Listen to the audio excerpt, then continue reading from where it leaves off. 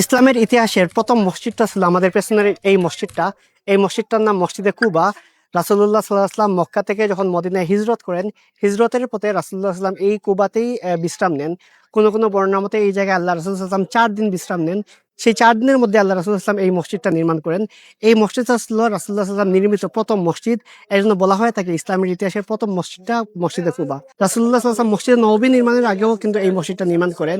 এই জায়গায় এসে আল্লাহ রাসূল সাল্লাল্লাহু আলাইহি ওয়াসাল্লাম যেই সাহাবীর বাড়িতে আশ্রয় নেন, যেই সাহাবীর বাড়িতে বিশ্রাম নেন, সেই সাহাবী ছিলেন কুলসুম ইবনে হিদম রাদিয়াল্লাহু আনহু। তিনি আল্লাহ রাসূল সাল্লাল্লাহু আলাইহি ওয়াসাল্লামের মেহমানদারি করেন। এই জায়গায় আল্লাহ রাসূল সাল্লাল্লাহু আলাইহি ওয়াসাল্লাম 4 দিন অবস্থান করেন। তারপর আল্লাহ রাসূল থেকে মসজিদে নববী ওই অংশটাতে চলে যান। কিন্তু ওই জায়গায় যাওয়ার পর এমন না যে আল্লাহ রাসূল এখানে কখনো আসেন নাই। রাসূলুল্লাহ সাল্লাল্লাহু আলাইহি ওয়াসাল্লাম প্রতি শনিবারে এই মসজিদে আসতেন। প্রতি শনিবারে যদি নিজেদের ঘর থেকে এই মসজিদে এসে 2 রাকাত নামাজ পড়া হয়, তাহলে একটা কবুল উমরার সওয়াব পাওয়া যায়। এজন্য রাসূলুল্লাহ সাল্লাল্লাহু আলাইহি ওয়াসাল্লাম প্রতি শনিবারে ওনার ঘর থেকে মসজিদ নববীর ওই পাশ থেকে রাসূলুল্লাহ সাল্লাল্লাহু আলাইহি ওয়াসাল্লাম প্রতি শনিবারে এই মসজিদটাতে আসতেন।